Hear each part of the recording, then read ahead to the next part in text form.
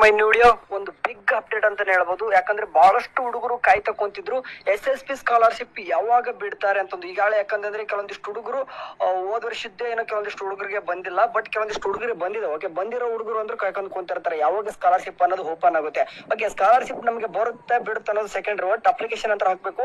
ಯಾವುದೇ ಆಗಲಿ ಸ್ವಲ್ಪ ಡಿಲೇ ಆದ್ರೂ ಚಿಂತೆ ಇಲ್ಲ, ಸ್ಕಾಲರ್ಶಿಪ್ ಅನ್ನೋದು ಬರುತ್ತೆ. ಸದ್ಯಕ್ಕೆ ಅದನ್ನೆಲ್ಲ ಪಕ್ಕಕ್ಕೆ ಇಟ್ಬಿಟ್ಟು ಇವಾಗ ನೋಡ್ರಿ, ಇಷ್ಟು ದಿನ ವೇಟ್ ಮಾಡಿದ್ರಿ, ಇವ್ ಬಂದ್ಬಿಟ್ಟು ಸ್ಕಾಲರ್ಶಿಪ್ ಅನ್ನೋದು ಸದ್ಯಕ್ಕೆ SSP ಪೋರ್ಟಲ್ ಬಂದ್ಬಿಟ್ರೆ 2024-25ನೇ ಸಾಲಿನ ಮೆಟ್ರಿಕ್ ನಂತರದ ವಿದ್ಯಾರ್ಥಿ ವೇತನಕ್ಕೆ ಅರ್ಜಿ ಸಲ್ಲಿಸಬೇಕು. ಇಲ್ಲಿ ಕ್ಲಿಕ್ ಮಾಡಿ ಅಂತ ಕೊಟ್ಟಿದ್ರ.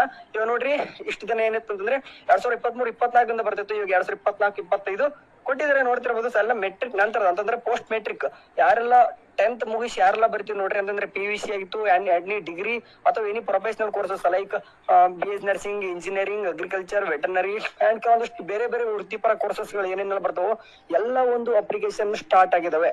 ಓಕೆ, ಇದ್ರ ಬಗ್ಗೆ ನೋಡ್ರಿ, ನಿಮ್ಗೆ ಏನೇನೆಲ್ಲ ಬೇಕು ಅಂತ ಡಾಕ್ಯುಮೆಂಟ್ಸ್ ಕೂಡ ಈಗಾಗಲೇ ಇಲ್ಲಿ SSP ಪೋರ್ಟಲ್ ಬಂದ್ಬಿಟ್ರೆ ಏನಾಗ್ತದೆ ಅಂದ್ರೆ ಡಾಕ್ಯುಮೆಂಟ್ಸ್ ಏನೇನ್ ಬೇಕಂತ ಕೂಡ ಅವ್ರು ಏನ್ ಮಾಡ್ಬಿಟ್ಟಿರ್ತಾರೆ ಅಂತಂದ್ರೆ ಇಲ್ಲೇ ಕೊಟ್ಟಿದ್ರೆ ಇಲ್ಲಿ ಕಾಣಿಸ್ತಿದೆ ನೋಡ್ರಿ. ಇಲ್ಲಿ ಏನೇನೆಲ್ಲ ಬೇಕು ಅಂತಂದ್ರೆ ಬೇಕಾದ್ರೆ ಒಂದ್ಸತಿ ಸ್ಕ್ರೀನ್ ಶಾಟ್ ನೋಡ್ಕೊರಿ, ಇಲ್ಲಾಂತಂದ್ರೆ SSP ಅಂತಂದು ನೀವು ಗೂಗಲ್ ಅಲ್ಲಿ ನೋಡೋದು ಕೂಡ ಸಿಗುತ್ತೆ. ಓಕೆ, ಅದಕ್ಕಿಂತ ಮುಂಚೆ ಏನಪ್ಪಾ ಅಂದ್ರೆ ಮೋಸ್ಟ್ ಇಂಪಾರ್ಟೆಂಟ್ SSP ID ಬೇಕಾಗ್ತದ. ಮೊದಲು SSP ID ಕ್ರಿಯೇಟ್ ಮಾಡ್ಕೋಬೇಕು, ಇನ್ನು ಯಾರೆಲ್ಲ ಮಾಡ್ಕೊಂಡಿಲ್ಲ.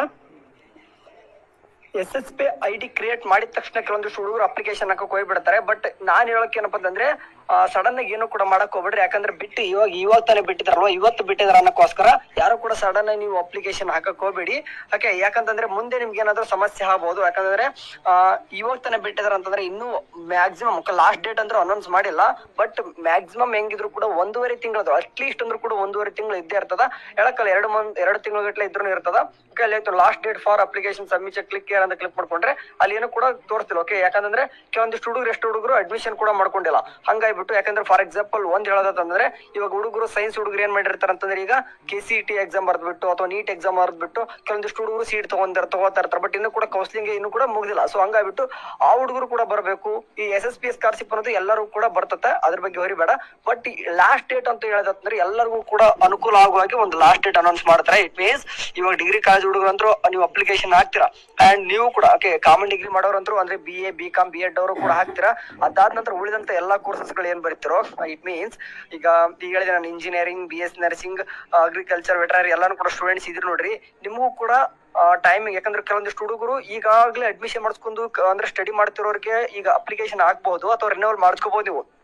ಬಟ್ ಇನ್ನು ಕೂಡ ಅಡ್ಮಿಷನ್ ಆಗಿಲ್ಲ ನೋಡಿ ಕೆಲವೊಂದಿಷ್ಟು ಹುಡುಗರಿಗೆ, ಅವ್ರು ಬರೋಕೆ ಹೆಂಗಿದ್ರು ಕೂಡ ಟೈಮ್ ಹಿಡಿತದ. ಲೈಕ್ ಇವಾಗ ಎಕ್ಸಾಂಪಲ್ ಹೇಳೋದಂತಂದ್ರೆ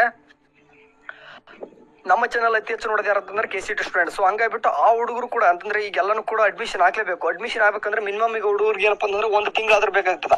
ಹಂಗಾಗ್ಬಿಟ್ಟು ಎಲ್ಲಾರನ್ನು ನೋಡ್ಕೊಂಡೇ ಒಂದು ಲಾಸ್ಟ್ ಡೇಟ್ ಅನೌನ್ಸ್ ಮಾಡ್ತಾರೆ. ಹೆಂಗಿದ್ರು ಇದು 1.5 ತಿಂಗಳು 2 ತಿಂಗಳು ಇದ್ದೇ ಇರ್ತದ. ಲಾಸ್ಟ್ ಡೇಟ್ ನಿಮ್ಗೂ ಕೂಡ ಅನುಕೂಲವಾಗಿ ಬಿಡ್ತಾರೆ. ಬಿಟ್ಟ ತಕ್ಷಣ ಲಾಸ್ಟ್ ಡೇಟ್ ನಿಮ್ಗೆ ತಿಳಿಸ್ತೀನಿ. ಅಲ್ಲಿವರೆಗೂ ನಮ್ಮ ಟೆಲಿಗ್ರಾಮ್ ಗ್ರೂಪ್ ಓಕೆ, ನಿಮ್ ಎಜುಕೇಟೆಡ್ ಕಂಟೆಂಟ್ ಈ ತರದ್ದು ಏನಾದ್ರು ಸ್ಕಾಲರ್ಶಿಪ್ ರಿಲೇಟೆಡ್ ಅಥವಾ ಹಾಸ್ಟೆಲ್ದು ಅಥವಾ ಏನಾದ್ರು ಬೇರೆ ಬೇರೆ ಸ್ಕಾಲರ್ಶಿಪ್ ಬರ್ತಿರ್ತಾವ ಅಂತ ಎಲ್ಲಾನು ಕೂಡ ತಿಳ್ಕೊಬೇಕಂದ್ರೆ ಹೋಗ್ಬಿಟ್ಟು ಟೆಲಿಗ್ರಾಮ್ ಜಾಯ್ನ್ ಆಗ್ರಿ. ಯಾಕಂದ್ರೆ ಮಸ್ಟ್ ಅಲ್ಲೇನಾಗಲ್ಲ ಟೆಲಿಗ್ರಾಮ್ ಅಲ್ಲಿ ನಾನು ಬೇಡದೇ ಇರೋ ವಿಷಯಗಳಂತೂ ಏನು ಶೇರ್ ಮಾಡಲ್ಲ. ನಿಮ್ಗೆ ಇಂಪಾರ್ಟೆಂಟ್ ಇರುವಂತ ವಿಷಯಗಳನ್ನ ಮಾತ್ರ ಶೇರ್ ಮಾಡ್ತಿರ್ತೀನಿ. ಸರಿನಾ? ಸದ್ಯಕ್ಕೆ ಇದೊಂದು ಖುಷಿ ವಿಚಾರ. ಆದಷ್ಟು ನಿಮ್ಮ ಫ್ರೆಂಡ್ಸ್ ಕೂಡ ಶೇರ್ ಮಾಡ್ರಿ.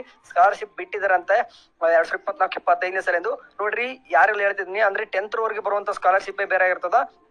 PVC ನಂತರ ಇನ್ ಕೇಸ್ PVC ಹುಡುಗರು ಸ್ವಲ್ಪ ಕಡಿಮೆ ಬರ್ತದ. ಬಟ್ PVC ಮುಗಿಸಿದ ತಕ್ಷಣ ಬರುವಂತ ಸ್ಕಾಲರ್ಶಿಪ್ ಬಿಗ್ ಅಮೌಂಟ್ ಆಗಿರ್ತದ. ಅಂದ್ರೆ ಎಕ್ಸಾಂಪಲ್ ಹೇಳೋದಂದ್ರೆ ಇಂಜಿನಿಯರ್ ಸ್ಟೂಡೆಂಟ್ಸ್ಗೆ ಲಕ್ಷಾಂತರ ಗಟ್ಟಲೆ ಬರ್ತದ. BS ನರ್ಸಿಂಗ್ ಸ್ಟೂಡೆಂಟ್ಸ್ ಕೂಡ ಸಾವಿರಾರು ಅಂದ್ರೆ ಸಾವಿರದಲ್ಲೂ ಕೂಡ ಬಹಳ ಇದಾವೆ. ಅಂದ್ರೆ 1,000 2,000 ಅಲ್ಲ, 10,000 15,000 20,000 ಗಟ್ಟಲೆನೂ ಕೂಡ ಜಾಸ್ತಿ ಬರ್ತಾವ. ಇವಾಗ ಸದ್ಯಕ್ಕಂತೂ ಬಿಟ್ಟಿದ್ರೆ ಅದೊಂದು ಖುಷಿ ಪಡ್ರಿ. ಬೇರೆ ಬೇರೆ ಕೋರ್ಸಸ್ ಕೂಡ ಡಿಗ್ರಿ ಕೋರ್ಸಸ್ ಕೂಡ ನಿಮ್ಗೆ ಏನಪ್ಪಾ ಅಂತಂದ್ರೆ ಎಲ್ಲಾನು ಕೂಡ ಜಾಸ್ತಿ ಅಮೌಂಟ್ ಬರ್ತದ. ಕಾಮನ್ ಆಗಿ PVC ತರ ಇರಲ್ಲ. ಓಕೆ, ಎಷ್ಟು ಬರುತ್ತೆ ಏನು ಅಂತಂದ್ರೆ ಮುಂದೆ ಅವ್ರು ಹೇಳ್ತಾರೆ. ನಾನು